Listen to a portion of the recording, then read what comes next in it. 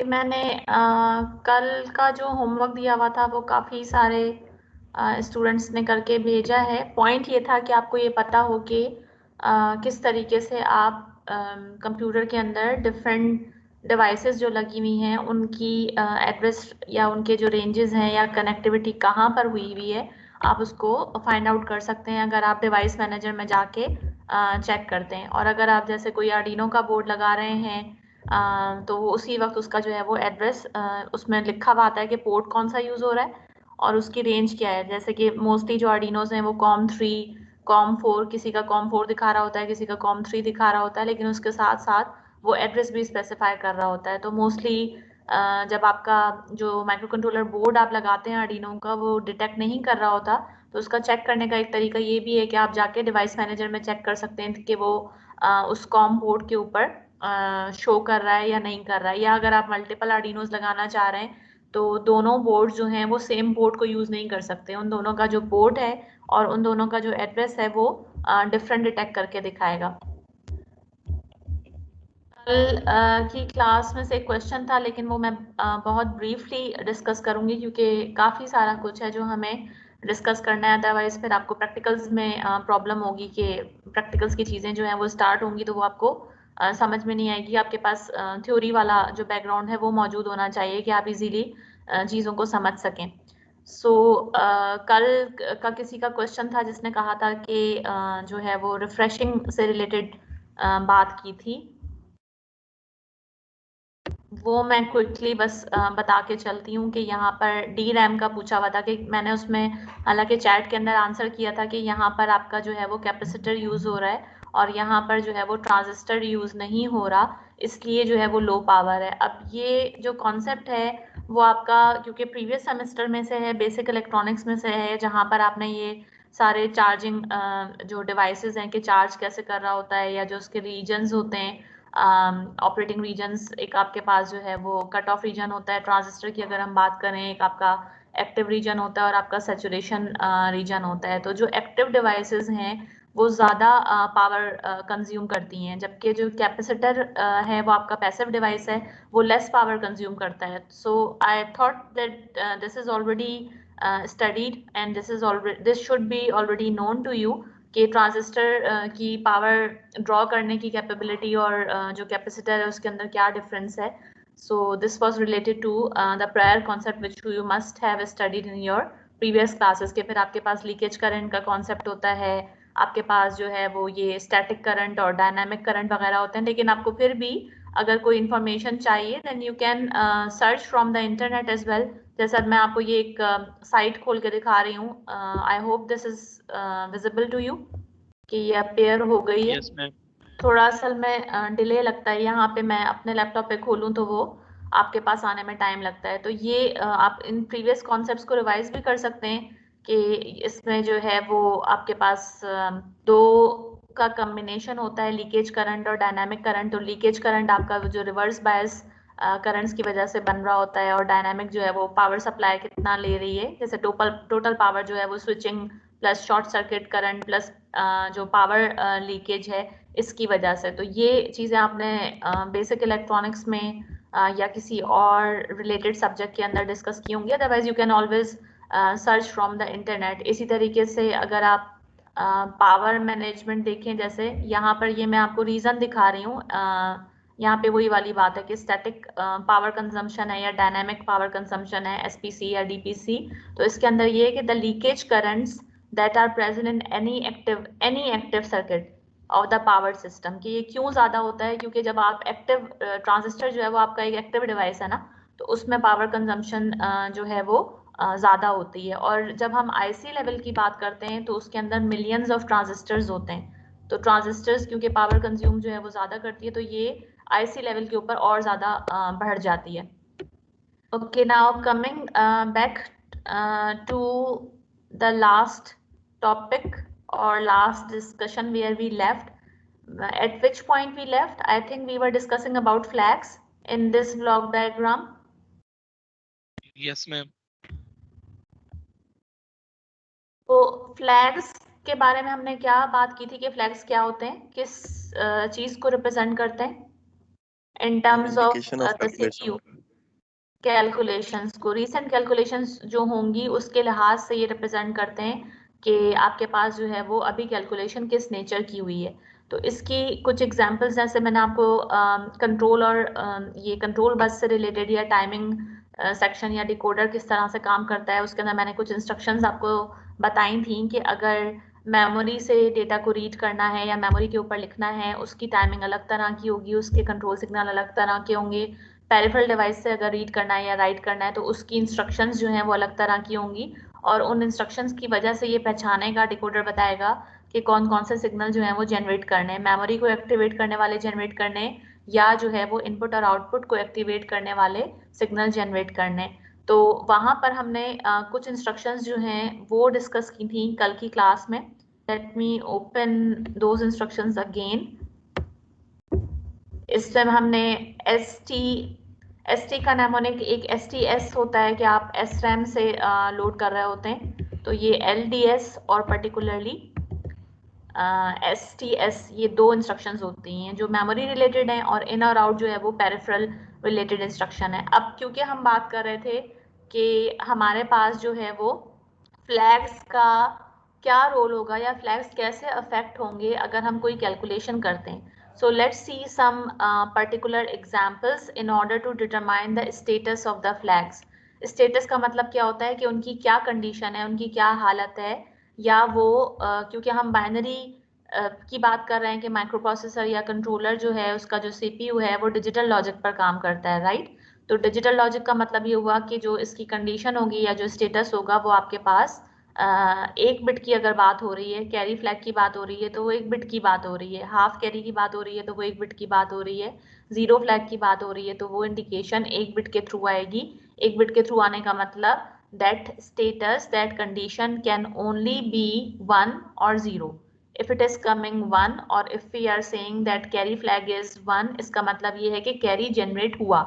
1 का मतलब जैसे ऑब्वियस डिजिटल लॉजिक में होता है ट्रू कंडीशन, और 0 का जो की इंटरप्रिटेशन होती है वो क्या होती है, फॉल्स कंडीशन, ठीक। तो अगर हम कैरी का स्टेटस कहते हैं, यानी स्टेटस का मतलब एक तरह से हो गया वैल्यू, कि उसकी वैल्यू क्या है। तो अगर कैरी फ्लैग की जो वैल्यू है वो कहा जाए 1 है तो इसका मतलब है कैरी जनरेट हुआ। अच्छा, अगर हाफ कैरी जिसको मैंने कल बताया था कि या तो आप H से रिप्रेजेंट करते हैं या HC से रिप्रेजेंट करते हैं, हमने इसकी रिप्रेजेंटेशन भी कल डिस्कस की थी कि हम हाफ कैरी को HC से रिप्रेजेंट करते हैं। Excuse me, ma'am. जी, Have you added any other slide in your lecture number 1? yes, I have just added these slides of the flags in lecture number 2, not lecture number 1. Lecture 1 is totally same that I uploaded earlier. Okay, ma'am. Lecture 2 I have modified. I have added this flag discussion so that it's more understandable to you by looking at the examples. And I will be replacing that previous lecture from this new one with the addition. Okay, ma'am. Thank you. Okay, half carry को हम HC से भी represent करते हैं, H से भी represent करते हैं, और कहीं कहीं पे आपको ये ऑक्सिलरी कैरी के नाम से भी, AC से भी इसको रिप्रेजेंट किया जाता है, विच stands for auxiliary carry. Auxiliary carry का मतलब होता है इंटरमीडिएट, या जो आपको 4 बिट्स के बाद कैरी मिले उसको हम हाफ कैरी कह रहे होते हैं, ठीक है। कैरी के लिए CY भी यूज होता है, C भी यूज होता है, हाफ कैरी के लिए ये तीनों जैसे यूज होते हैं, ठीक है। बाकी जो आपके पास फ्लैग्स हैं, जीरो फ्लैग है उसको हम ये Z से जो हम रिप्रेजेंट कर रहे होते हैं, this is for the zero flag, ठीक है। अच्छा, अब लेट्स से कि हम इस एग्जाम्पल की बात करते हैं जिससे ये बात हमें क्लियरली समझ में आए, या हम स्टेटस कैसे फाइंड आउट करें। इस एग्जाम्पल में आपको क्या करना है, आपको कैरी फ्लैग, हाफ कैरी और जीरो फ्लैग, इनका स्टेटस बताना है सब्ट्रैक्शन के बाद। अब सब्ट्रैक्शन किसकी करनी है, उसके लिए या तो हमें वेरिएबल्स चाहिए होते हैं जिसमें कोई डेटा पड़ा हुआ हो, या डायरेक्टली आप कहते हैं कि आपको कोई डेटा जैसे बताया हुआ है। तो हर ऑपरेशन करने का या हर टास्क परफॉर्म करने के लिए आपको प्रोग्रामिंग के अंदर इंस्ट्रक्शंस देनी पड़ती हैं। That's how you make a program. that is the list of the instructions or the combinations of the instructions. If this is asked to you to make a C language program or C++ language program in which the data, that particular data is given to you, then how would you write your program? अगर आपको data दिया हुआ हो पहले से कि दो numbers हैं, एक नंबर 5 है, एक नंबर 2 है, इन दोनों को जो है वो सब्ट्रैक्ट करना है, 5 में से 2 को सब्ट्रैक्ट करना है, तो आप C++ में उसकी जो लिस्टिंग है प्रोग्राम की है, प्रोग्राम कैसे लिखेंगे? हम डिफाइन करवाएंगे कोई टीचर उसके लिए, डिफाइन करवाएंगे, और in other words you can assign the value to a variable. This can be another logic, right? So assigning a value to a variable, ये वाली जो चीज होती है ये क्या कहलाती है कि आप इसको क्या डिक्लेयर कर रहे हैं? लेट्स से कि मैं कहूँ कि मैंने a is equals to value दे दी 2 और मैंने b की जो वैल्यू है वो दे दी 5, ठीक? तो ये दो जो मैंने वेरिएबल्स को वैल्यू असाइन की है ये क्या कहलाता है? आपने a को क्या डिक्लेयर किया है? Constant variable. वेरिएबल के अंदर यानी आपने वैल्यू असाइन करवा दी, या जो है वो आपने अगर डिफाइन किया तो फिर आप क्या यूज कर रहे होते हैं? और इसकी वैल्यू जो है वो आपने दे दी 2, तो ये एक कांस्टेंट जो है वो डिक्लेयर हो गया, ठीक? तो इसी तरीके से जब हम ये काम असेंबली लैंग्वेज के अंदर करते हैं तो असेंबली लैंग्वेज में लिखने का तरीका ये होता है, क्योंकि यहाँ पर आप बाकायदा हार्डवेयर को एक्सेस करते हैं कि कौन सा पर्टिकुलर हार्डवेयर जो है वो इस काम के लिए रिस्पॉन्सिबल होगा। तो वहाँ पर जैसे सी लैंग्वेज के अंदर वेरिएबल्स होते हैं, इसी तरीके से यहाँ पर असेंबली लैंग्वेज में हम डायरेक्टली, क्योंकि वेरिएबल की जो वैल्यू होती है वो हार्डवेयर में जाके कहाँ सेव होती है, ये हमने एक इसका इंटरनल जो ब्लॉक डायग्राम डिस्कस किया था, तो बेसिकली वो कहाँ जाके सेव होती है, जो भी वैल्यूज या जो भी नंबर्स हैं जिनकी हमें कोई रजिस्टर्स में, so we can directly access और we can directly address that register, हम उसी को मुखातिब कर सकते हैं, हम डायरेक्टली रजिस्टर का नाम बता सकते हैं कि हार्डवेयर में वो जाके R20 रजिस्टर या R21, मैंने आपको बताया था कि जो AVR माइक्रो कंट्रोलर हम पढ़ रहे हैं या जो हमें कोर्स के अंदर डिस्कस करना है उसके अंदर कितने रजिस्टर्स होते हैं? 32 रजिस्टर्स होते हैं। माइक्रो प्रोसेसर के अंदर आपके पास 7-8 कम रजिस्टर्स होते हैं, माइक्रो कंट्रोलर के अंदर आपके पास ज्यादा रजिस्टर्स होते हैं। तो इसके अंदर जो हमें डिस्कस करना है उसके पास है 32 रजिस्टर्स, तो उनके नाम कैसे हैं? R0 से लेकर R31 तक। 31 क्यों आ रहा है? क्योंकि हम 0 से स्टार्ट कर रहे हैं, R0 से स्टार्ट कर रहे हैं। अगर हम 1 से स्टार्ट करते तो फिर हम 32 तक पूरा जो है वो जा सकता था कि 1 से लेकर 32 जाता, लेकिन क्योंकि 0 से स्टार्ट हो रहा है तो इसलिए R0 से लेकर R31 तक के हमारे पास रजिस्टर्स मौजूद हैं। तो अब जो C प्रोग्राम अगर आपने लिखा ना अपने या C++ का प्रोग्राम लिखा, तो जब आप उसको कंपाइल कर रहे होते हैं तो उसका असेंबल्ड वर्जन भी आप देख सकते हैं। असेंबल्ड वर्जन का मतलब, क्योंकि उसमें आप बता नहीं रहे होते कि हार्डवेयर में कौन से रजिस्टर में जाके सेव हो, वो कंपाइलर खुद से असाइन कर रहा होता है, लेकिन जो उसकी वो असेंबली लैंग्वेज फाइल बनाता है जिसमें से आप ये देख सकते हैं कि इसने हार्डवेयर में जाके कहाँ सेव किया, मुझे तो ये देखना है। तो आप उसको जब डिसअसेंबल करते हैं, एक ऑप्शन होती है डिफरेंट सॉफ्टवेयर्स के अंदर, तो जब आप उसको डिसअसेंबल करते हैं तो वो आपको ये दिखाता है कि ये R20 में सेव किया या R21 के अंदर सेव किया। पॉइंट ये है कि the variables which you use in the C++ program, they are equivalent to the registers in the assembly language program, और ultimately they have to be stored in the registers, कि वो hardware में उनको variables को register में ही जाके उसकी value store होनी होती है। असेंबली आपको ये फ्लेक्सिबिलिटी दे रही होती है या ये आपको एडवांटेज दे रही होती है कि you are more closer towards the hardware side. आप हार्डवेयर को डायरेक्टली एक्सेस कर सकते हैं, कंपाइलर की मर्जी पे आप ना छोड़ें और आप अपनी मर्जी से उसको बता सकते हैं कि नहीं मुझे ये रजिस्टर यूज करना है, मुझे ये पीस ऑफ हार्डवेयर यूज करना है, मुझे ये लोकेशंस यूज करनी है। तो असेंबली जो है वो आपके हार्डवेयर की तरफ ज्यादा करीब लैंग्वेज है। अच्छा, अब इसको लिखने का यानी हर काम करने का इंस्ट्रक्शन का तरीका होता है ना, तो जिस तरह से C++ में कांस्टेंट डिक्लेयर करने का तरीका होता है, इसी तरीके से यहाँ पर हम जो इंस्ट्रक्शन यूज करते हैं उसका नेमोनिक है LDI। What this means, this mnemonic LDI stands for, LD stands for load and I stands for immediate। जहां पर भी ये I का लेटर आएगा इसका मतलब है कि ये immediate को रिप्रेजेंट करता है। हमारे पास कुछ इंस्ट्रक्शंस होती हैं ADI, उसका मतलब होता है ऐड इमीडिएट, यानी ऑपरेशन क्या परफॉर्म करना है। LD का मतलब है लोड करना है, AD का मतलब है ऐड करना है, लेकिन क्या क्या चीज ऐड करनी है, क्या लोड करना है। तो ये इमीडिएट डेटा बताता है कि इसी इंस्ट्रक्शन के अंदर जो आगे डेटा लिखा हुआ है रजिस्टर के बाद वाला, इस डेटा को आपने जो है, क्योंकि हम यहाँ लोड कह रहे हैं, इसका मतलब है 9C को हमने लोड करना है रजिस्टर R20 में। यानी ये बिल्कुल ऐसे बात हो गई जैसे कि मैंने आपको C++ में दिखाया कि A में 2 असाइन करना था। तो in other words this is equivalent to that we are assigning hexadecimal 9C to the register R20, कि हम R20 को वैल्यू असाइन कर रहे हैं कि उसके अंदर 9C को लोड करो। C++ में या हायर लैंग्वेज में, हायर लेवल लैंग्वेज के अंदर असाइन करने का मतलब वैल्यू जो है वो हम उसको असाइन कर रहे होते हैं, और यहाँ पे हम उसको कैसे कहते हैं, असाइन के लफ्ज के बजाय यहाँ हम कहते हैं लोड कर रहे हैं। बात एक ही है, आप ऐसे कहें या ऐसे कहें, अल्टीमेटली रजिस्टर के अंदर डेटा आ जाएगा 9C का। And why this 0x is written, I already told you the different representations of the data formats या number system, तो उसकी हमने कुछ representations पढ़ी थी शुरू में। 0x यहाँ पे क्या रिप्रेजेंट कर रहा है,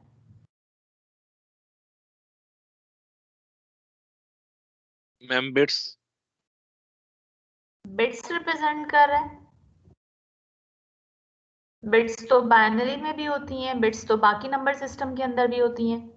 ये क्या रिप्रेजेंट कर रहा है,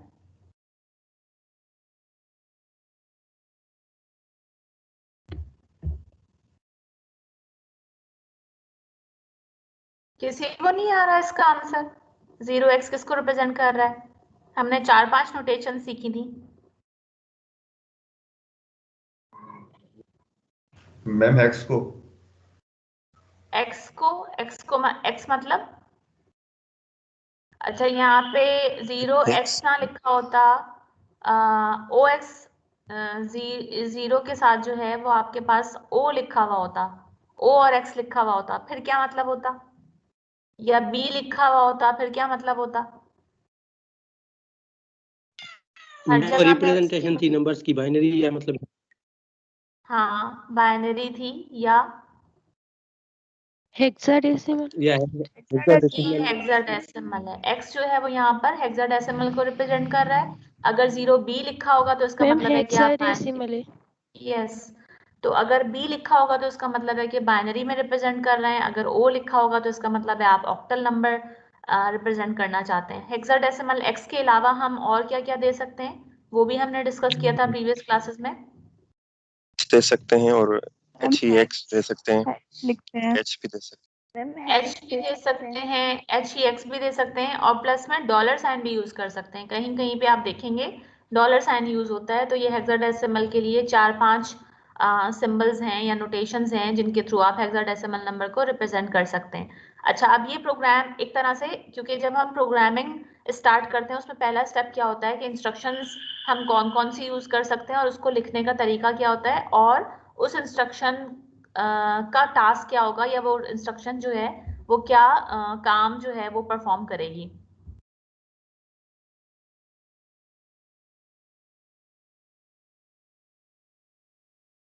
तो अब ये जो इंस्ट्रक्शन है इसमें हमने क्या किया, एक रजिस्टर R20 है उसके अंदर 9C आ गया। दूसरा रजिस्टर हमने कहा लोड करो इमीडिएट डेटा R21 के अंदर, उसमें भी हमने यही वैल्यू दी 9C। दोनों रजिस्टर्स के अंदर 9C और 9C पड़ा हुआ है। अब मैं अगर इंस्ट्रक्शन दूं सब्ट्रैक्ट करने के लिए, सब्ट्रैक्ट का जो नेमोनिक है वो होता है सब। जैसे एडिशन का जो नेमोनिक है वो होगा ADD ऐड। मोस्टली 3 लेटर की जो एब्रिविएशंस हैं या नेमोनिक्स हैं वो बने हुए होते हैं असेंबली लैंग्वेज के अंदर। तो ये इंस्ट्रक्शन दी हमने क्योंकि हमें क्या करना था, आफ्टर द सब्ट्रैक्शन हमें स्टेटस बताना है। सब्ट्रैक्शन की हमने इंस्ट्रक्शन दी सब, और ये लिखा है R20, R21। मैंने आपको कल क्लास में बताया था कि जब हम इस तरीके से लिखते हैं R20 और R21, ये दो क्या है इसमें, इस इंस्ट्रक्शन में ऑपरेशन तो आपको सब्ट्रैक्शन करनी है। R20, R21 ये क्या रिप्रेजेंट कर रहे हैं, रजिस्टर हैं। का रजिस्टर लोकेशन रजिस्टर रजिस्टर्स को रिप्रेजेंट कर रहे हैं, but Operands, basically yes these are operands, the operands कि किसके ऊपर ये ऑपरेशन परफॉर्म करना है। ये जो सब्ट्रैक्शन करनी है उसके ऑपरेंड क्या है, किसके ऊपर ये ऑपरेशन परफॉर्म करना है। तो R20 और R21 पे करना है, but there is a particular way that when we write the first operand it represents what. यहाँ पर R20 इसमें पहले हमें लिखा, destination yes, destination first operand is the destination whereas the second operand is the source। यानी जब इसको हम सब्ट्रैक्ट करेंगे तो इसका मतलब है कि R21 जो है वो हमें सब्ट्रैक्ट करना है R20 में से, लेकिन जो इसका रिजल्ट होगा वो आके कहाँ पे सेव होगा, क्योंकि डेस्टिनेशन रजिस्टर R20 है तो रिजल्टेंट आके सेव होगा R20 में। अब इसका जो आंसर है वो ऑब्वियस सा है ना, इसका आंसर क्या होगा, जब दो नंबर सेम है और आप सब्ट्रैक्ट कर रहे हैं तो रिजल्ट क्या आएगा, जीरो। जीरो आएगा। ठीक है, तो इसमें आपको कोई कैरी जो है वो, क्योंकि सब्ट्रैक्शन की बात हो रही है, तो क्या आपको कोई बोरो लेना पड़ा? नहीं मैम, बोरो लेना, no ma'am. No ma'am. Borrow कब Same लेना पड़ता है, कब जरूरत पड़ती है? मैम जब नेगेटिव नंबर ज्यादा हो और नंबर पॉजिटिव छोटा हो। कम। अगर नेगेटिव नंबर ना हो, मुझे 2 में से 3 को सब्ट्रैक्ट करना है, दोनों नंबर पॉजिटिव हैं, तो मैम देखें आपको तो 3 सब्ट्रैक्ट कर रहे हो ना, सब्ट्रैक्शन वाला जो ज्यादा होता है तब बोरो। यानी जो नंबर सब्ट्रैक्ट करना है वो अगर आपका नंबर बड़ा है तो फिर आपको बोरो की जरूरत पड़ती है। तो जब आपको बोरो की जरूरत पड़ेगी तो इसका मतलब है जो कैरी फ्लैग है ना उसका स्टेटस हो जाएगा 1 कि बोरो लिया।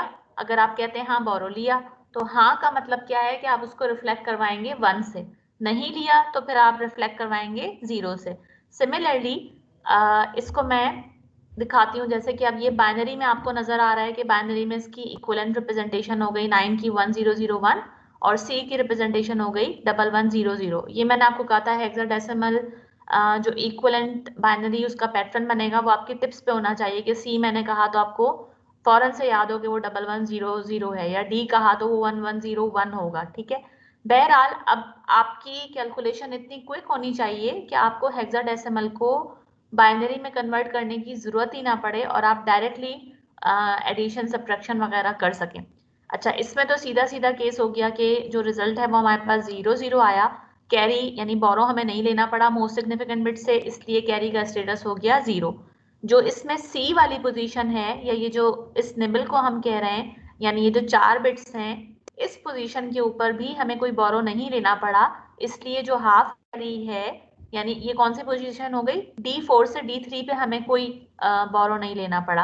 अब ये D4 क्या है और ये D3 क्या है कि आपके पास ये वैल्यू जो है जो सबसे लीस्ट सिग्निफिकेंट पर है ये D0 है। ठीक है, ये D0 है, फिर ये D1 है, ये D2 है, ये D3 है, यानी ये जो हाफ पोजीशन है, ये जो आपको चौथा पैटर्न नजर आ रहा है, ये 1100 में से जो 1 नजर आ रहा है, ये बेसिकली आपकी D3 पोजीशन है, क्योंकि हम D0 से स्टार्ट करते हैं। तो D3 पोजीशन पर आपको कोई बोरो नहीं लेना पड़ा। इसके बाद जो 9C में ये जो 9 का ये जो लीस्ट सिग्निफिकेंट वाला 1 है, इसको आपने नहीं देना पड़ा इस पोजीशन पर, तो D4 से D3 पे कोई बोरो नहीं लेना पड़ा। तो ये आपके पास हाफ कैरी का जो स्टेटस है वो भी 0 हुआ कि हाफ कैरी पोजीशन पे बोरो लिया नहीं लिया, तो आप क्या लिखेंगे, 0 लिखेंगे। अच्छा, अब इस सब्ट्रैक्शन के नतीजे में जो रिजल्ट आया वो कैसा आया है, जीरो। जीरो आया है। जीरो। तो जीरो फ्लैग क्या बताता है कि आया जो रिजल्ट आपके पास आया है वो 0 है या नहीं है, तो ये रिजल्ट 0 है। Yes ma'am. Yes ma'am. इसलिए इसको हम ट्रू कंडीशन से रिफ्लेक्ट करेंगे कि हाँ 0 फ्लैग जो है वो 1 हो जाएगा। That's how we determine the status of the flags, यानी उसकी कंडीशन बताते हैं या उसको हम ट्रू और फॉल्स से रिप्रेजेंट करते हैं कि हाँ ये जो कंडीशन है वो रिफ्लेक्ट हो कि हाँ हुई है तो 1 से रिफ्लेक्ट करेंगे, नहीं हुई तो हम उसको 0 से रिफ्लेक्ट करेंगे। Okay, let's discuss another example. This is the example in which we have to show the status of again these 3 flags. There are total 8 flags in the microcontroller. ये जो हम microcontroller पढ़ रहे हैं उसके अंदर टोटल वैसे 8 flags हैं, जिसको हम बारी बारी डिस्कस करेंगे कि बाकी flags जो हैं वो क्या क्या होते हैं। एक आसान सा फ्लैग जो है वो आपके पास नेगेटिव फ्लैग होता है कि नंबर जो रिजल्टेंट आ रहा है वो नेगेटिव है या नहीं है। कैसे पता चलता है कोई नंबर नेगेटिव है या पॉजिटिव है? साइन से। और साइन कैसे पता चलता है? बाइनरी में तो साइन नहीं लगाते ना, पॉजिटिव माइनस। मैम मैंने कॉम्प्लीमेंट लास्ट करते हैं में ना, शुरू में 0 या 1 होता है। अब आपका significant शुरू one कहाँ होता है से मैम। शुरू हो रहा है? मोस्ट सिग्निफिकेंट बिट अगर 1 हो most significant, that would be more appropriate कि मोस्ट सिग्निफिकेंट बिट के ऊपर अगर 0 होता है तो नंबर पॉजिटिव होता है जब हम साइंड नंबर्स की बात करते हैं, और अगर वहां पर 1 होता है तो वो नेगेटिव नंबर कहलाता है। तो आपके पास एक नेगेटिव फ्लैग भी होता है जिसको n से रिप्रेजेंट करते हैं, और उस पर अगर 1 रखते हैं तो इसका मतलब अगर आपका नंबर या रिजल्ट जो आ रहा है वो नेगेटिव आ रहा है तो n फ्लैग पे हम कहते हैं कि ये 1 है, यानी ट्रू कंडीशन है कि नंबर नेगेटिव है, वरना उसके ऊपर हम 0 रखते हैं। हम नहीं रखते, बेसिकली ये माइक्रो कंट्रोलर खुद से इनकी वैल्यूज को सेट या रीसेट करता है according to the recent calculation that has just occurred. अच्छा, अब इस एग्जाम्पल में क्या करना है कि इन्हीं 3 फ्लैग्स का स्टेटस बताना है सब्ट्रैक्शन के बाद, लेकिन सब्ट्रैक्शन कैसे होनी है? After the subtraction of 2 3 from A5। तो जो 2 3 है उसको सब्ट्रैक्ट करना है A5 में से। लेट्स से कि हमने रजिस्टर लिया R20, उसमें हमने डेटा लोड करवा दिया A5, ठीक है। फिर हमने दूसरा जो रजिस्टर है वो लिया R21, और उसके अंदर जो डेटा है वो हमने लोड करवा दिया 2 3। Please note that these numbers are represented in hexadecimal, तो इसको आप 23 नहीं बोलेंगे, 23 is something different that is not equal to hexadecimal 2 3। अच्छा, अब क्योंकि ये आपको A5 में से 2 3 को जो है वो सब्ट्रैक्ट करवाना है, ठीक है। तो आपके पास जो रिजल्ट आएगा वो किस में आएगा? R20 में आएगा। अगर ये मैंने लिखा सब्ट्रैक्ट R20, R21, इसका मतलब है ये किसके इक्विवेलेंट हुआ? मैं अगर इसको मैथमेटिकल फॉर्म में लिखूं तो ये क्या कहलाएगा? मैम यहाँ पर वो R20 माइनस R21। ठीक है, R20 में से R21 सब्ट्रैक्ट होगा, यानी R20 minus R21 equal to what? क्योंकि कहाँ पे जाएगा रिजल्ट? R20 में। R20 में जाएगा। तो this subtraction instruction can be written as R20 equals to R20 minus R21, ठीक है। तो ये जो हम लिख रहे हैं यहाँ पर,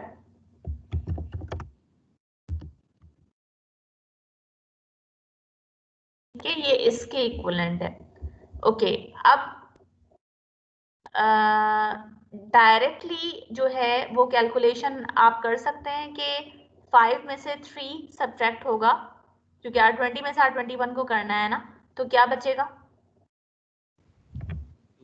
2 बचेगा। That was easy. A में से 2 सब्ट्रैक्ट होगा तो क्या बचेगा without converting into the binary notation? Can you determine? 8 में 8. Ma'am 10 minus 2 8। अब इसमें भी आपने जैसे 10 किया ना, ये कि 10 के इक्विवेलेंट है, इसको आपको डायरेक्ट कन्वर्जन करनी, मतलब वो जो मैं कहती हूँ ना टिप्स पे होनी चाहिए चीजें कि क्विकली आप 0 इसको 0 जो है 0 वो, 1 में। हाँ, तो वो 0 0 बाइनरी में लेके जा रहे हैं ना। मैं आपको कह रही हूँ कि ना तो आप बाइनरी में लेके जाएं और ना जो है वो आप इसको डेसिमल से याद करें। अब इसको जैसे हमारे पास जो नंबर सिस्टम है हेक्साडेसिमल में वो ऐसे होता है ना। Is it appearing on your screen? Yes ma'am. Yes, ma'am. Okay, अब हेक्साडेसिमल में आपके पास 0 1 2 3 ऐसे चला और F तक गया। F के बाद फिर जो आपका नंबर आएगा वो 10 आएगा, जो कि इक्विवेलेंट होता है 16 के, ठीक है। जब मेरा पॉइंट ये है कि आपको डायरेक्ट इसकी एडिशन सब्ट्रैक्शन आती हो, हमें क्या करना था? A में से 2 सब्ट्रैक्ट करना था, ठीक है। इसीलिए A को मैंने हाईलाइट किया हुआ है। A में से 2 सब्ट्रैक्ट करना है, तो A गया, यानी पहला नंबर गया। उसके बाद A से पहले जो नंबर आता है वो क्या आता है? 9 आता है। तो जो 9. दूसरा नंबर सब्ट्रैक्ट हुआ वो 9 हुआ, इसलिए आपके पास A में से 2 गए तो 8 बचे। यानी आपको ये इतना क्विकली याद होना चाहिए कि आपको ये ना करना पड़े कि A 10 के इक्विवेलेंट होता था फिर हम 2 निकाल रहे हैं, क्योंकि मैं अगर आपसे हेक्साडेसिमल पूछूं 1/4 वो किसके इक्विवेलेंट है, तो यू विल टेक टाइम। कि उसको कन्वर्ट करेंगे पहले आप डेसिमल में और उसके बाद फिर सब्ट्रैक्ट करेंगे। तो इसलिए मैं आपको कह रही हूँ कि ये फिंगर टिप्स पे होना चाहिए कि ये 2 नंबर आपने सब्ट्रैक्ट किए तो आ गया कि ये 8 बचा। तो चलें ठीक है, ये आ गई हमारे पास सब्ट्रैक्शन का रिजल्ट कि इसका जो आंसर है वो क्या हो गया, 8-2 हो गया। अब what about the status of the flag, क्या कहीं आपको इस 5 वाली पोजीशन के ऊपर, क्योंकि ये 4 बिट्स हो जाएंगी तो हमें इधर बाइनरी पे अब देखने की जरूरत ही नहीं है, क्योंकि हम डायरेक्ट कैलकुलेशन करना चाहते हैं without wasting our time on the bit pattern or without wasting our time in the conversion from hexadecimal to decimal. We want the direct subtraction and direct conversions and direct calculations in the hexadecimal number system. तो इस 5 position के ऊपर, क्योंकि हमें पता है half carry represent करता है किसको, एक डिजिट के ऊपर आ जाती है वो D3 वाली पोजीशन। ठीक, यहाँ पर आपको कोई बोरो लेना पड़ा, 5 बड़ा नंबर था, उसमें से 3 आराम से सब्ट्रैक्ट हो गया, कोई बोरो नहीं लेना पड़ा, तो हाफ कैरी का स्टेटस क्या हो गया, 0। Did you take any borrow? No, no means 0। क्या आपको ए वाली पोजीशन पर मोस्ट सिग्निफिकेंट बिट पे कोई बोरो लेना पड़ा? No ma'am. No ma'am. नहीं, No, ma'am. क्योंकि ए बड़ा नंबर था। इसका मतलब है कि I am talking about D7, ये नहीं है कि आप D5 या D6 पोजीशन की बात करें। जो आपकी पहली निबल है उसकी जो मोस्ट सिग्निफिकेंट बिट है D3, सिर्फ उसकी बात होगी, उस बिट की पोजीशन को रिफ्लेक्ट करेगा हाफ कैरी फ्लैग, बाकी बिट्स को नहीं। इसी तरीके से जो आपकी मोस्ट सिग्निफिकेंट बिट है, दूसरी निबल जो है, मोस्ट सिग्निफिकेंट निबल जो है, जो कि यहाँ पर ए के इक्विवेलेंट है, उसमें से भी जो मोस्ट सिग्निफिकेंट बिट है 1, यहाँ पर आपको बोरो लेना पड़ा या नहीं लेना पड़ा? इस पोजीशन के ऊपर अगर आपको बोरो नहीं लेना पड़ा है तो कैरी का स्टेटस क्या हो जाएगा, 0। सब्ट्रैक्ट करने के बाद जो रिजल्ट यहाँ पर आ रहा है वो तो कोई नंबर आ रहा है, इसका मतलब है ये कैसा नंबर है, क्या ये 0 के इक्वल है? No, ma'am. नहीं No, है। ma'am. तो 0 फ्लैग क्या हो जाएगा फॉल्स कंडीशन को रिप्रेजेंट करने के लिए?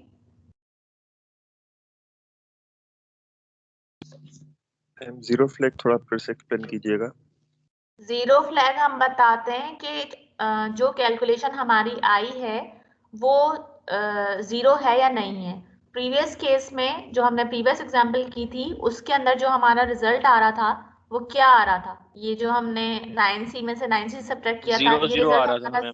0 था ना, तो इसलिए हमने 0 फ्लैग Yes, का ma'am. जो स्टेटस था वो क्या रखा था, 1 रखा था, क्योंकि हमारा रिजल्ट 0 था, वाकई में 0 था। तो ट्रू कंडीशन को हमने Z फ्लैग को 1 के बराबर रखा था। ठीक है, इसी तरीके से अब जो हम कैलकुलेशन कर रहे हैं उसमें हमारा जो रिजल्ट है वो 0 नहीं आ रहा, तो फॉल्स कंडीशन हो गई। ये नहीं हम 0 फ्लैग में कैसे रिप्रेजेंट करेंगे, यहाँ पर हम 0 लिखेंगे, क्योंकि हमारा जो रिजल्ट आ रहा है वो 8-2 आ रहा है, वो 0 नहीं आ रहा। क्लियर? मैम ये समझ में नहीं आया कि जब हमारा रिजल्ट मैम जीरो 8-2 फ्लैग आ रहा जो है, R20 has a value other than 0 after subtraction, इसका मतलब क्या है? इसका मतलब ये है कि आपने जब सब्ट्रैक्ट किया तो रिजल्ट उसका 8-2 मिला ना सब्ट्रैक्ट करने के बाद, क्या ये वैल्यू 0 है? जो नो भी मैम। रिजल्ट आया नहीं, क्या वो वैल्यू 0 है? नहीं। बाइनरी में किसी चीज को नो या फॉल्स कहना कैसे रिप्रेजेंट होता है? मैम जीरो फॉल्स और 0 1। and 1. ठीक, तो अगर फॉल्स कंडीशन है तो उसके लिए 0 होता है या 1 होता है? 0 मैम। 0 तो होता है। यहाँ पर क्योंकि फॉल्स है कि हमारा रिजल्ट 0 नहीं आ रहा, क्योंकि हमारा रिजल्ट तो 8-2 आ रहा है, इसलिए फॉल्स कंडीशन को हमने रिप्रेजेंट करवाया कि 0 फ्लैग का जो स्टेटस है वो 0 है। इसको आप कंपेयर करें प्रीवियस एग्जाम्पल से, प्रीवियस एग्जाम्पल में जो हमारा रिजल्ट आ रहा था वो 0 आ रहा था। तो it is just like a question which you are answering, is your result 0? What would you say? You would Yes. say yes it is 0, or you would say no it is not 0. In this case it is 0, so how would you reflect in the binary? आप 0 1. Flag को assign करेंगे 1, because this is the true condition and you want to reply in the form of a yes, right? तो इस तरीके से जो ma'am है वो आप मैम हम हेक्साडेसिमल में देखेंगे या बाइनरी कोड में देखेंगे कि उसके D8 पर हमारी 0 आ रही है या नहीं आ रही, या हम डबल 0 नहीं पर? देखेंगे, D8 पर नहीं देखेंगे, पूरा का पूरा रिजल्ट 0 होना चाहिए। वो जो D8 की बात है ना वो सिर्फ हाफ कैरी और फुल कैरी के लिए है कि वो एक बिट पे देखी जाती है, जीरो का मतलब आठों की आठों बिट जीरो होनी चाहिए। मैम जीरो आठों के आठों के ऊपर जीरो हो depend- जाए तब z is equal to 1 flag होगा हाँ मतलब। हाँ बिल्कुल, ओके मैम। क्योंकि अगर किसी बिट के ऊपर पैटर्न कुछ और आया तो ये इक्विवेलेंट आपके पास जीरो तो नहीं बनेगा ना, वो तो फिर वो कोई नंबर बन जाएगा। लेट्स से कि मैं इसकी लीस्ट सिग्निफिकेंट बिट पे ही 1 रख दूं, तो फिर आपका रिजल्ट जो है वो क्या होगा, 0 0 तो नहीं रहेगा ना, वो तो 0 1 हो जाएगा। You got my point? Yes ma'am. Ma'am अब जी मैम मैम इसमें जो हाफ मैम ये कैरी जो हम होगा वो हम कौन से एक बिट वक्त पर में एक देखेंगे? पूछे, एक वक्त में एक क्वेश्चन पूछे जी। मैम इसमें जो हाफ मैम ये कैरी जो होगा हम वो कौन से अरे बिट? एक मिनट, 0 1 पूछ रही है ना क्वेश्चन, दोनों Yes, चुप हो जाते हैं। 0 1 बोलेंगे अभी, उसके बाद वो दूसरा स्टूडेंट बोलेगा। हाँ बताएं। मैम इसमें जो हम हाफ कैरी देख रहे हैं वो कौन सी बिट पर लेंगे? हाफ कैरी हम देखते हैं D3 के ऊपर। मैम और ये स्टार्ट ई नोट नेगोशिएशन, से हो रहा है। ये मैं एक जहां पर हम बोरो ले रहे हैं ना, इसके बाद नेक्स्ट एग्जांपल वो आ रही है, उसमें आपको और क्लियर हो जाएगा। इसके फौरन बाद वाली एग्जांपल है, वहां पे मैं आपको दिखाती हूँ कि वो बोरो कहाँ पे आ रहा है। हाँ दूसरा कौन स्टूडेंट पूछ रहा था? मैम ये जो हम इसकी जो साइन है, पहले हमारे पास जैसे हेक्सा में जो सॉल्यूशन से पहले था, उसके बाद अब जब हम सॉल्यूशन कर रहे हैं तो डॉलर्स में दे रहे हैं, ये क्यों कर रहे हैं? इसका कोई रीजन मैंने है या? आप नहीं, कोई रीजन नहीं है, आपकी चॉइस है। आप हेक्स में लिखें, आप डॉलर साइन से रिप्रेजेंट करें, आप 0x से रिप्रेजेंट करें, आप h लिखें, आप HEX लिखें, आपकी मर्जी है। नोटेशन है ना, ओके आपकी मर्जी है, आप कैसे भी लिखें, क्योंकि ये तो रफ कैलकुलेशंस है ना, प्रोग्राम थोड़ी लिखा हुआ है। इवन प्रोग्राम के अंदर भी आप यहाँ 0x के बजाय डॉलर लिख सकते थे, सिंटैक्स है वो अलाउ करता है, तो आपकी मर्जी है, आप कोई भी ले लें। अच्छा, अब इसके बाद हम थर्ड एग्जाम्पल करते हैं।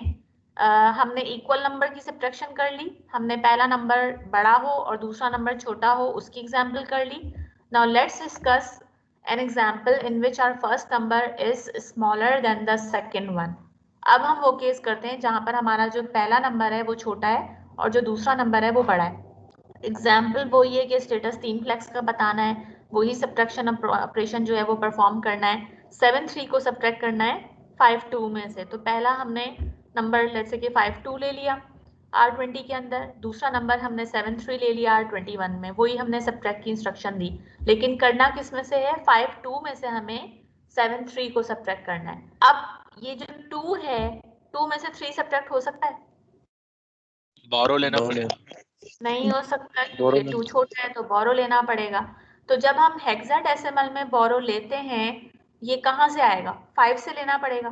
5 जो है वो क्या हो जाएगा फिर, अगर एक उसने उधर दे दिया तो बोरो हो जाएगा। 4 4 4 हो जाएगा। लेकिन जब इसने 1 दिया इस 2 को, तो ये 2 क्या बन जाएगा? 12 12 आप मैम। देखें 12 बनेगा या 1 2 बनेगा? Because this is hexadecimal number system, this is not decimal. 1 2 12 1 decimal 2 में मैम, होता है, and 1 2 1 is 2 1 equivalent to what? Is 1 2 hexadecimal equal to 12 in decimal, or it is different thing? Different होता है मैम ये different होता है। तो इसका मतलब क्या हुआ? सी हेक्साडेसिमल में जब आप एडिशन सब्ट्रैक्शन वगैरह कर रहे होते हैं या बोरो देते हैं, खुल गई ये स्क्रीन आपके सामने, ये 5 2 - 7 3 नजर आ रहा होगा। यस मैम अब ये यस देखें, मैम। इस 2 को जब ये 1 दिया जो मैंने एरो से रिप्रेजेंट किया है, क्योंकि ये हेक्साडेसिमल नंबर सिस्टम है, तो हेक्साडेसिमल में आपके पास बेस क्या होती है?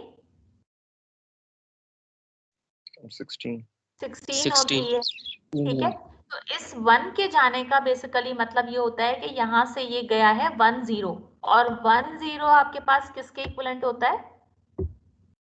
16 के 16 के इक्वल होता है, ठीक। तो इसका मतलब ये हुआ कि आपने जो 1 दिया है वो बेसिकली आपने 16 दिया है अगर डेसिमल में आप कहते, और हेक्साडेसिमल में आप कह रहे हैं, तो इसका मतलब है कि ये 1 0 गया है। तो जब 1 0 गया और जो पहले से नंबर वहां पर मौजूद है 2, इनको आप ऐड करेंगे तो ये 1 2 हेक्स होता है, ठीक। अब ये 1 2 हेक्स का मतलब कि आपको 1 2 हेक्स में से 3 सब्ट्रैक्ट करना है, ठीक है। तो इसको अगर मैं, जैसे मैंने यहाँ पर आपको कहा था कि आपकी फिंगर टिप्स पे होना चाहिए कि आपको कन्वर्जन वगैरह ना करना पड़े, आप सिंपल याद ऐसे रख सकते हैं कि जब ये 1 गया तो ये 1 2 बन जाएगा। ये सिर्फ मैंने आपको एक्सप्लेन करने के लिए ऐसे लिखा है कि 1 का बेसिकली मतलब है कि पूरे के पूरी 1 0 जा रहा है, और 1 0 का मतलब है कि ये 16 क्योंकि हेक्साडेसिमल है तो नंबर बेस सिस्टम के अंदर ये 16 के इक्विवेलेंट होता है। इस तरह से ये 1 2 बना, सिर्फ बताने के लिए कि ये 1 2 बना कैसे। अदरवाइज ये भी आपका पढ़ा हुआ होगा पहले प्रीवियस सब्जेक्ट्स के अंदर। अच्छा, अब 1 2 में से हमें सब्ट्रैक्ट करने कितने? 3 मैम। ठीक है, तो ये मैंने हाईलाइट किया। 1 2 पहला नंबर गया, 1 1 दूसरा नंबर गया, 1 0 तीसरा नंबर गया। तो अब आपके पास बचा क्या? 1 5 मैम। 1 5 कैसे बच गया? मैम 5 15 डेसिमल में आप बता रहे हो ना, मैं आपको डायरेक्ट पे लेके आ रही हूँ कि आप हेक्साडेसिमल से ही डायरेक्ट एडिशन सब्ट्रैक्शन करो। तो ये जो मैंने पूरा, ये जो पूरा कॉलम बनाया हुआ है इसे मैंने हेक्साडेसिमल लिखे हुए नंबर। तो 1 2 गया पहला नंबर, क्योंकि हमें 3 सब्ट्रैक्ट करने। 1 1 गया दूसरा नंबर, 1 0 गया तीसरा नंबर। तो 1 0 से पहले हेक्साडेसिमल में क्या आता है? मैम 9 आता है। एफ में 9 9 एफ आता है मैम, एफ 9 आता है। 9 जो कह रहे एफ हैं मैम वो, एफ सॉरी मैम, हाँ, एफ आता 9 है। नहीं आएगा, एफ आएगा, क्योंकि हेक्साडेसिमल है ना। तो इसलिए यहाँ पर हमने क्या लिखा है इस पोजीशन के ऊपर कि 1 2 में से 3 गया तो एफ बचा। अच्छा, अब क्योंकि हमने 5 में से एक तो दे दिया था उधर 2 को, तो इसके पास क्या बचा था? 4। 4 में से 7 सब्ट्रैक्ट हो सकता है? नो मैम, नो मैम बोरो 9 में नहीं, बारो लेना पड़ेगा आगे। बोरो लेना पड़ेगा। तो अब ये जब 1 बोरो लिया, ये कहाँ से आएगा? ये सीपीयू की सर्किटरीज को प्रोवाइड करेगी, जहां पर एडर्स और ये फुल एडर्स, हाफ एडर वगैरह लगे हुए होते हैं। तो सीपीयू की सर्किटरी, वहां पर भी आपने पढ़ा है ना ये कैरी फ्लैग कैसे बोरो जो है वो प्रोवाइड कर रहा होता है। तो ये बोरो जो है वो सीपीयू इसको प्रोवाइड करेगा। अब जब इसने वहां से बोरो लिया, अच्छा एक बात ये नोट करें, आपने 2 में बोरो लिया था तो ये निबल पोजीशन से लिया था। निबल पोजीशन पर बोरो लेना किस फ्लैग से इंडिकेट होता है? 0 flags. H flag. H flag से। तो इसलिए यहाँ पर जो आपको हाफ कैरी का स्टेटस है वो क्या नजर आ रहा है? ये आपको 1 होगा। 1 नजर आ रहा है। वन। वो कहाँ गई? 0 1 क्वेश्चन पूछ रही थी, आपका यही क्वेश्चन था ना कि हम क्या देखेंगे हाफ यस कैरी को 1 करने के लिए। Is it clear now? Yes ma'am. ठीक है। अच्छा, अब यहाँ पर क्योंकि ये 5 जो था ये 4 हो गया और आपने 1 लिया, तो अब ये बोरो आपने किस पोजीशन पर लिया है? इसको मैं किस से रिफ्लेक्ट करूं, किस फ्लैग से? D3 में नहीं नहीं, 5 तो आपके पास मोस्ट सिग्निफिकेंट साइड पे चला गया ना, D4 D5 D6 D7 पे चला गया ना, 8वीं बिट पे चला गया ना ये। तो मोस्ट सिग्निफिकेंट बिट पे बोरो लेना किससे इंडिकेट होता है, किस फ्लैग से इंडिकेट होता है? सी मैम। सी, यानी कि कैरी से इंडिकेट होता है। इस हाफ कैरी को आप कह लें कि हम एच की बात कर रहे हैं, और इस सी वाई को आप कह लें कि हम कैरी की बात कर रहे हैं। इसलिए यहाँ पे स्टेटस क्या हो गया? 1 हो गया। अच्छा चलें, ये 1 आया, इस 1 के आने का मतलब कि पूरी की पूरी बेस आई 16 वाली, यानी 1 0 आया। 1 0 जब 4 में ऐड हुआ तो 1 4 हो गया। अब 1 4 में से हमें कितने सब्ट्रैक्ट करने? 7। 7 करने। तो ये मैंने टेबल बना के रखा हुआ है यहाँ पर, जिसमें हम 1 4 में से 7 सब्ट्रैक्ट करेंगे। 1 4 गया, पहला नंबर गया, ठीक है। उसके बाद 1 3 सब्ट्रैक्ट हुआ, यानी दूसरा नंबर हुआ। 1 2 सब्ट्रैक्ट हुआ, तीसरा नंबर। 1 1 चौथा नंबर। 1 0 पांचवा नंबर। हमें 7 करने हैं तो हम और पीछे जाएंगे। 1 0 से पहले हेक्साडेसिमल में आता है एफ, एफ गया छठा नंबर। एफ से पहले क्या आता है? ई, ई गया 7वां नंबर। ठीक, तो अब क्या बचा यहाँ पर? 7 नंबर्स डी चले गए, डी बचा। डी हमने डायरेक्टली यहाँ पर लिख दिया डी। अच्छा, ये कैलकुलेशन जब आप कर रहे होंगे तो आप कैसे करेंगे कि इतना बड़ा टेबल बनाने की आपको जरूरत नहीं है, मैंने समझाने के लिए यहाँ पे टेबल बनाया है। आप अपने हाथ की उंगलियों पे जैसे बचपन में नहीं करते थे, बल्कि अभी भी कर रहे होते हैं ऐसे ही कैलकुलेशन, तो आप इसी तरीके से करेंगे कि आपने लेट्स से थंब के ऊपर जो है वो कह दिया कि ये 1/4 है, और उसके बाद फिर आपने एक एक उंगली जो है वो काउंट करना शुरू की कि थंब के ऊपर आपने कहा 1/4 पहला नंबर गया, फिर आपने इंडेक्स फिंगर पे कहा कि 1/3 ये दूसरा नंबर गया, फिर आपने जो है वो मिडिल फिंगर पे कहा 1/2 के ये तीसरा नंबर गया। इस तरह से एंड सो ऑन आपने उंगलियों के ऊपर गिन लिया कि ये 7 नंबर आपने सब्ट्रैक्ट किए, तो आपके पास डी बचना चाहिए। अब रिजल्ट आपके पास आया DF, ये नंबर 0 है? No ma'am. No ma'am. No ma'am. तो 0 फ्लैग को क्या होना चाहिए? 0 मैम, फॉल्स। 1 फॉल्स। 1 0 ये 1 किसने कहा? नहीं 0 आएगा। 0 होगा मैम। ठीक है, तो इस तरीके से आप इसमें फ्लैग्स का स्टेटस जो है वो बताते हैं कि ये DF आपके पास आएगा और 0 फ्लैग 0 होगा क्योंकि रिजल्ट 0 नहीं है, और बाकी आपने बोरो लिया है D3 पोजीशन के ऊपर और मोस्ट सिग्निफिकेंट के ऊपर, तो ये आपका रिजल्ट है। अब ये बाइनरी कैलकुलेशन करने की आपको जरूरत ही नहीं है कि बैठ के आप एक एक बिट को कर रहे हैं, फिंगर टिप्स के ऊपर आप ये कैलकुलेशंस करें। तो हमने तीनों केसेस देख लिए सब्ट्रैक्शन के, एक वो जिसके अंदर नंबर इक्वल थे, एक वो जिसके अंदर नंबर बड़ा था पहला, और ये तीसरी एग्जांपल जिसके अंदर नंबर छोटा था और दूसरा नंबर जो है वो बड़ा था। Okay, now let's move towards another example, but this is for the excuse me addition. Ma'am, जी, आपने 4 को 1 कहाँ से लेके दिया? 4 को हमने बारो 1 कहाँ से लेके दिया? CPU की सर्किटरी देती है बेटा। एक तो ये कि कंसंट्रेशन से सुनने की कोशिश किया करें कि जब मैंने बोरो बताया ना कि कहाँ से मिलेगा, जैसे मैंने आपको एग्जांपल दी हाफ एडर और फुल एडर की, कि जैसे वहां पर आपके पास होता है तो सीपीयू की सर्किटरी है ना, वो इसको प्रोवाइड करेगी।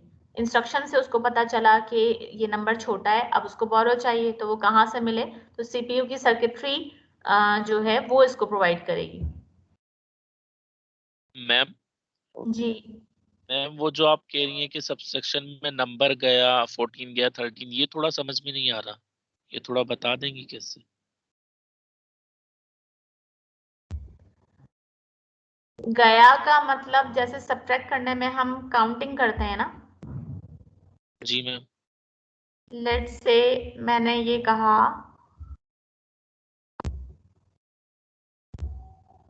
कि पहला नंबर 1/4 में से सब्ट्रैक्ट करना है ना, 1/4 फर्स्ट नंबर सब्ट्रैक्ट कर दिया, 1/3 दूसरा नंबर सब्ट्रैक्ट कर दिया, 1/2 ये तीसरा गया। उंगलियों पे जैसे आप गिनते हैं कि उंगलियों पे आप गिन रहे होते हैं ना, 5 में से 2 गया, तो आप ऐसे उंगली पे गिन रहे होते हैं ना, ये 5 गया, फिर 4 गया, फिर 3 गया, और इसको आप बढ़ाते जाते हैं नंबर उंगली के ऊपर। तो इसी तरीके से 1/4 मैंने सब्ट्रैक्ट कर दिया पहला नंबर, 1/3 मैंने सब्ट्रैक्ट कर दिया दूसरा नंबर, 1/2 मैंने सब्ट्रैक्ट कर दिया ये तीसरा नंबर। मतलब आप ये समझे, ये जो 1 2 3 लिखा हुआ है ना, ये मैं अपनी उंगलियां जो है उन पे काउंट कर रही हूँ। इसको आप ये अज्यूम करें या उससे रिजेंबल करें। फिर ये चौथा आपका ओके गया मैम। 1/4, पांचवा आपका गया 1/0, छठा नंबर गया F, और उसके बाद सातवां नंबर गया E। तो ये सब कट गए, ये सब सब्ट्रैक्ट हो गए। जब ये 7 नंबर सब्ट्रैक्ट हो गए, तो अब जो आपके पास बचा है वो अब क्या बचा है आपके पास? D बचा, तो इसलिए हमने यहाँ पर लिखा DF। क्लियर है? Yes ma'am. Okay, so now the addition, के हम एडिशन अगर करें, इसमें हमें 2 नंबर्स दिए हुए, एक दिया हुआ है 9C और दूसरा नंबर दिया हुआ है 64। ठीक है, अब मुझे बताएं इसको ऐड करना है, ऐड का नाम होने के ऐड, और इसमें जो रिजल्टेंट है वो कहाँ पर आएगा? Let's say if I interchange the operands, I do not write R20, R21. If I write R21, R20, then what will happen? अगर मैं इसको इंटरचेंज कर दूं, R20 की जगह R21 रख दूं, और तो मैम डेस्टिनेशन डेस्टिनेशन चेंज हो जाएगी। माइनस तो नहीं होगा, ये तो एडिशन की एग्जांपल है। मैम मैम माइनस नहीं रिजल्टेंट होगा। इन्वर्ट हो मैम जाएगा। रिजल्टेंट इक्विवेलेंट का इन्वर्ट हो फर्क जाएगा। पड़ जाएगा। जैसे कि यहाँ पर देखें इक्विवेलेंट होगा R21 is equal to R21 plus R20। अगर आप इसको चेंज कर दोगे ना तो इस तरह हो जाएगा R20 is equal to R21 plus R20। ये उल्टा सब फर्क होगा। क्या अभी जी जो मैम। है ना है R20 इक्वल्स टू, हम इसको चेंज कर देंगे तो फिर हो जाएगा R21 equals to R20 plus R21। बोलने में उल्टा कर दिया आपने। तो इंटरचेंज करेंगे तो ये R21 पहले आ जाएगा, तो सम जो है वो किसके अंदर आ जाएगा, R21 में आ जाएगा। ओके, अब जो ये नंबर्स हैं, तो जैसे सब्ट्रैक्शन में मैंने आपको कहा कि फिंगर टिप्स पे कैलकुलेट करें, तो C के अंदर आपको 4 ऐड करने हैं, जो मुझे फिंगर टिप्स पे कैलकुलेट करके बताइए क्या होगा। सिर्फ पहला डिजिट, सम का सिर्फ पहला डिजिट बताएं, C में 4 ऐड करेंगे तो क्या होगा। मैम 10 होगा ये। अब 10 हेक्साडेसिमल में तो होता ही नहीं है, 10 का नंबर, 11 का नंबर, 12, ये तो डेसिमल 10 मैम 10 होगा। कैसे कैलकुलेट, जरा सब अपने अपने जो है ना वो हाथ उठाएं। वीडियोस मैं ऑन नहीं करवा रही, लेकिन सब अपने अपने हाथ उठाएं और सी के अंदर जो आपका थंब है ना, उसको थंब के ऊपर काउंट करें कि आपने पहला नंबर ऐड किया, तो ये क्या हो जाएगा, सी में 1 ऐड किया तो क्या हो जाएगा, डी मैम। डी हो जाएगा। अब जो आपकी शहादत वाली उंगली है वो उठाएं, दूसरा नंबर ऐड किया तो क्या हो जाएगा, डी के बाद ई हो जाएगा। तीसरी उंगली उठाएं तो क्या हो जाएगा, एफ हो जाएगा। चौथी जो है रिंग फिंगर वो उठाएं तो चौथा नंबर जब ऐड किया तो क्या हो जाएगा, एफ के बाद क्या आता है हेक्साडेसिमल में, 16 आ जाएगा, फिर वो हेक्साडेसिमल में 10 के बराबर होता है।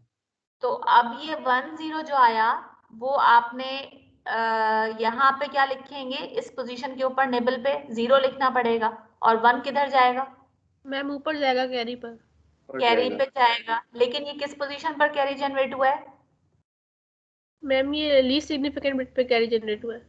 लीस्ट सिग्निफिकेंट बिट नहीं है, निबल है पूरी, D3 पे जनरेट हुआ है। तो D3 पे जनरेट होना हम जो है वो किसको कहते हैं, मतलब उसको किस फ्लैग से रिफ्लेक्ट करते हैं, निबल पोजीशन वाला जो कैरी जनरेट होता है उसको क्या कहते हैं, हाफ हाफ कैरी। इसका मतलब है कि हमारे पास इसमें H का स्टेटस क्या हो जाएगा, 1 हो जाएगा, 1 हो जाएगा। ठीक है, अब 1 गया किस तरफ, 9 और 6 के पास गया है। 9 में अगर मैं 1 ऐड करूं तो क्या होगा, ए होगा, क्योंकि हम हेक्साडेसिमल की बात कर रहे हैं। ठीक है, अब दोबारा से जो है वो अपनी जो फिंगर्स हैं उस पे ये काउंट करें कि आपके पास जो है वो ए में हमें 6 ऐड करना है। ठीक है, पहला नंबर ऐड किया थंब के ऊपर, ए में 1 ऐड हुआ, क्या होगा, बी। Ma'am B. बी। ठीक है, इंडेक्स फिंगर के ऊपर सेकंड नंबर ऐड किया, क्या हो जाएगा, सी। तीसरी मिडिल फिंगर उसके ऊपर सी में आपने 1 ऐड किया तो क्या हो जाएगा, डी। ठीक है, डी। चौथा हो गया ई, पांचवा हो गया एफ हो गया, छठा नंबर ऐड किया तो क्या हो जाएगा, एफ के बाद 10।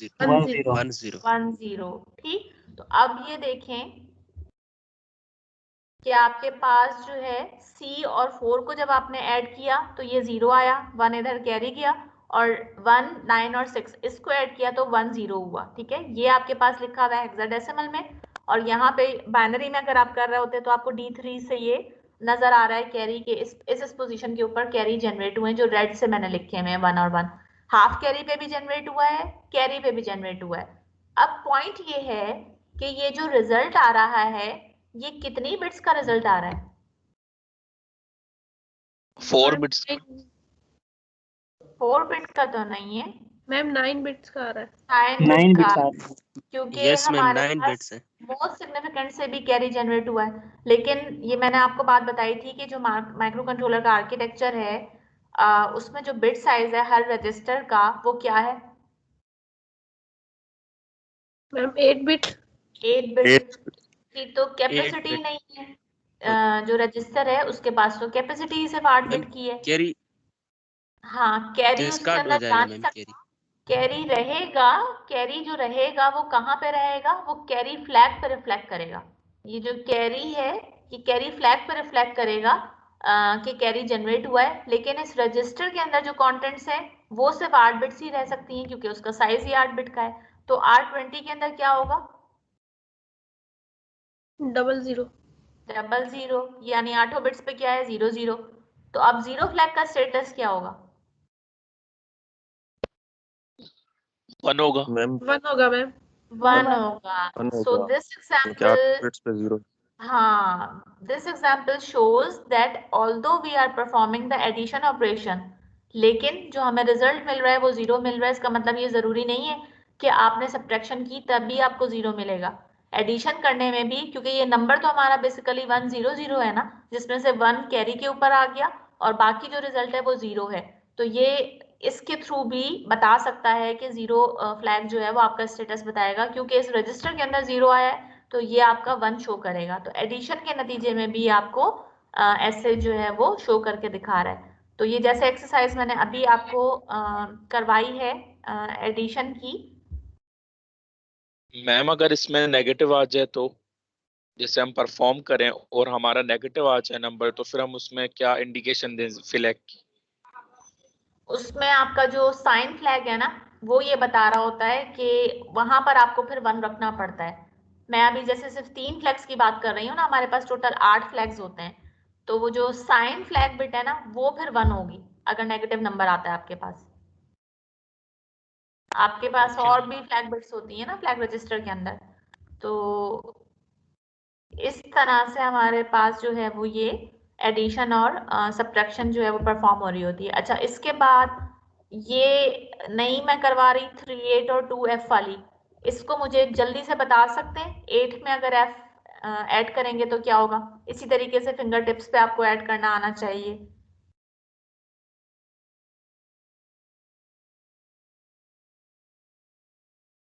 एट के अंदर F ऐड करना है, या F में कह लें कि आपको 8 नंबर ऐड करने हैं। Is it visible? ये मैंने हाईलाइट करके रखा हुआ है यहाँ पर 17 कि ये यस आपका मैम, नंबर 17 17 होगा। 17 होगा। तो ये आप कर सकते हैं, पहला नंबर ऐड किया तो 10, फिर 11 12 13, जब आपने ये 8 नंबर ऐड किए तो ये क्या हो गया 17 हो गया।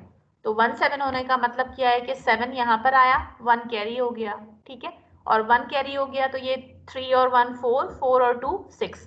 तो इसका जो आंसर है वो आपको क्या मिला 6 7 मिला। अब इसमें क्योंकि सिर्फ निबल पोजीशन के ऊपर जो है वो कैरी जनरेट हुआ है तो यहाँ पर हाफ कैरी 1 आएगा, क्योंकि ये आपका 8 और F जब आपने ऐड किए थे 1 7 मिला तो 7 आपने यहाँ लिखा 1 गया ना यहाँ पर ऊपर, तो हाफ कैरी जो है वो 1 हुआ। बाकी आपको आप मोस्ट सिग्निफिकेंट से कोई कैरी जनरेट नहीं हुआ ना, रिजल्ट आपका 0 है। तो ये दोनों फ्लैग बिट जो है वो फॉल्स कंडीशन को रिफ्लेक्ट करेंगे, ये क्या हो गए 0 हो गए। तो इस तरीके से आप फ्लैग्स का स्टेटस जो है वो डिटरमाइन कर सकते हैं, या ऐसे हम हेक्साडेसिमल की कैलकुलेशंस करते हैं। तो इसको कंटिन्यू मैम करेंगे, ये बल्कि खत्म हो गई आप एग्जाम जी। मैम पिछला एग्जांपल समझ में नहीं आया, उसमें ये 0 फ्लैग बन क्यों रहा था? क्योंकि आपका रिजल्ट 0 था ना, कि आपका जो रिजल्ट आ रहा था 0 फ्लैग सिर्फ इस पे डिपेंड करता है कि जो रिजल्ट आ रहा है वो क्या आ रहा है, वो इस पे डिपेंड नहीं करता कैसे आ रहा है। तो ये जो आपको वैल्यूज मिल रही हैं सारी की सारी, ये वैल्यूज आपको कैसी मिल रही हैं, इसके अंदर आठों की आठों बिट्स जो हैं वो आपको क्या मिल रही हैं, ये सारी की सारी बिट्स जो 0। हैं 0 मिल रही है ना, इसलिए आपका 0 फ्लैग जो है वो 1 है। और मैम जो रिमेनिंग कैरी होगा वो कहाँ जनरेट होगा, जो रेट से आपने इंडिकेट किया है? ये तो 8 बिट रजिस्टर्स में आ गए। हाँ, ये रजिस्टर में जाएगा। रजिस्टर जो होता है आपका फ्लैग रजिस्टर, उसके अंदर 8 बिट्स हैं, उसमें एक पर्टिकुलर जो बिट है ये रजिस्टर इस तरीके से होता है जैसे ये रजिस्टर है पूरा, ठीक है, इसमें कैरी फ्लैग के लिए लीस्ट सिग्निफिकेंट बिट है, यहाँ पर ये 1 आ जाएगा। उस रजिस्टर के अंदर 8 बिट में से जो लीस्ट सिग्निफिकेंट बिट है वहां पर ये 1 आ जाएगा। इसका भी एक रजिस्टर होता है जिसको हम पढ़ रहे हैं कि ये फ्लैग रजिस्टर होता है। Okay ma'am. ओके, आपने अटेंडेंस अपनी आई होप कर ली होगी साथ साथ, वरना अभी कर लें। And you are getting late for your next class.